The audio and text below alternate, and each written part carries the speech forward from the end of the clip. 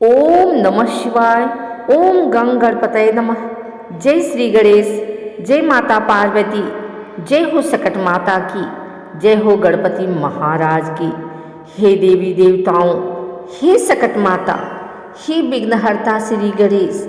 आज माघ मास की पावन कृष्ण पक्ष की चतुर्थी तिथि को हम सब श्रद्धा भाव से माघ चौथ सकट चौथ व्रत की पावन कथा आप सबके श्री चरणों में अर्पित कर रहे हैं। हे माता, जैसे आपने अपने भक्तों के कष्ट हरे, संतान को दीर्घायु किया, घर परिवार को सुख समृद्धि दी, वैसे ही इस कथा को सुनने पढ़ने वालों पर अपनी कृपा बनाए रखना। अब हम सब मिलकर माघ चौथ की पावन कथा प्रारंभ करते हैं। माघ मास के कृष्ण पक्ष की चतुर्थी को माघ चौथ, सकट चौथ, तिलकुटा चौथ या वक्रतुंडी चतुर्थी कहा जाता है। यह व्रत विशेष रूप से संतान की रक्षा, दीर्घायु, सुख शांति और विघ्नों के नाश के लिए किया जाता है। यह व्रत माताएं अपने पुत्रों के लिए तथा परिवार की महिलाएं समस्त घर की मंगल कामना से करती हैं। शास्त्रों में कहा गया है, यह व्रत संतान कष्ट निवारण का सर्वोत्तम उपाय है। अकाल मृत्यु, रोग, भय और बाधाएं दूर होती हैं। गणपति की विशेष कृपा प्राप्त होती है। दरिद्रता, गृह क्लेश और मानसिक अशांति समाप्त होती है। जो व्यक्ति भक्ति, नियम और श्रद्धा से यह व्रत करता है, उसके घर में सुख समृद्धि अस्थायी होती है। प्राचीन समय की बात है, एक नगर में एक धनवान सेठ रहता था। उसके घर में धन वैभव की कोई कमी नहीं थी, परंतु संतान का सुख नहीं था। वर्षों तक संतान न होने के कारण वह और उसकी पत्नी अत्यंत दुखी रहते थे। सेठानी अत्यंत धार्मिक और पतिव्रता स्त्री थी। वह प्रतिदिन पूजा पाठ करती, व्रत उपवास रखती, परंतु फिर भी संतान सुख प्राप्त नहीं हुआ। एक दिन नगर में एक साधु महात्मा आए।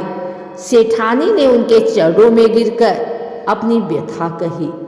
साधु ने कहा, हे पुत्री, यदि तुम माघ मास की कृष्ण पक्ष की चतुर्थी को सकट चौथ का व्रत करोगी और सकट माता और श्री गणेश की कृपा से तुम्हारी मनोकामना अवश्य पूर्ण होगी। सेठानी ने पूर्ण विधि जानकर सकट चौथ का व्रत आरंभ किया। सेठानी ने पूरे दिन निर्जल व्रत रखा, गणेश जी की मूर्ति स्थापित की, तिल, गुड़, लड्डू, फल अर्पित किए, रात्रि में चंद्रमा के दर्शन किए, फिर गणपति और सकट माता को भोग लगाकर पारण किया। उसकी श्रद्धा इतनी प्रबल थी कि उसने मन, वचन और कर्म से भगवान को स्मरण किया। कुछ समय बाद सेठानी गर्भवती हुई। समय आने पर उसने एक तेजस्वी पुत्र को जन्म दिया। घर में हर्षोल्लास छा गया। सेठ ने नगर में दान पुण्य किया, परंतु कहते हैं भाग्य की परीक्षा अभी बाकी थी। संकट का आगमन। एक दिन बालक खेलते खेलते अग्नि के पास चला गया। अचानक आग की चिंगारी उसके वस्त्रों पर गिर गई। बालक मूर्छित हो गया। घर में कोहराम मच गया। सेठानी विलाप करने लगी। सेठानी ने उसी क्षण, हे सकट माता, हे गणपति महाराज, आज मेरी लाज आपके हाथ है, इतना कहकर उसने माघ चौथ व्रत का स्मरण किया। तभी अद्भुत चमत्कार हुआ। बालक को होश आ गए। उसके शरीर पर कोई जलन का निशान नहीं था। सबने जाना कि यह सकट माता और गणपति महाराज की कृपा है। उस दिन के बाद से नगर की सभी स्त्रियां, माताएं, बहनें माघ चौथ का व्रत श्रद्धा से करने लगी। यह व्रत धीरे धीरे लोक परंपरा बन गया। माघ चौथ में चंद्रमा का दर्शन अत्यंत आवश्यक माना गया है। कहा जाता है बिना चंद्र दर्शन व्रत अधूरा माना जाता है। चंद्रमा शीतलता, शांति और आयु का प्रतीक है। चंद्र दर्शन से संतान की आयु बढ़ती है। गणेश जी की मूर्ति या चित्र, तिल और गुड़, तिल के लड्डू, फल, दीपक, धूप, जल का कलश, ये है पूजन सामग्री। सकट माता कौन है? शास्त्रों में सकट माता को माता पार्वती का स्वरूप, संकट हरने वाली देवी, संतान रक्षा की अधिष्ठात्री माना गया है। कथा का आध्यात्मिक संदेश, सच्ची श्रद्धा से किया गया व्रत कभी निष्फल नहीं जाता। माता का हृदय संतान के लिए सबसे अधिक व्याकुल होता है।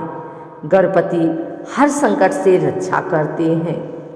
हे सकट माता, हे गणपति महाराज, जैसे आपने इस कथा में भक्तों की रक्षा की, वैसे ही हम सबकी भी रक्षा करना। हमारे घर परिवार में सुख शांति और समृद्धि बनाए रखना। जो इस कथा को श्रद्धा से सुने, पढ़े या सुनाए, उसकी सभी मनोकामनाएं पूर्ण करना। ओम गं गणपतये नमः। जय सकट माता, जय श्री गणेश।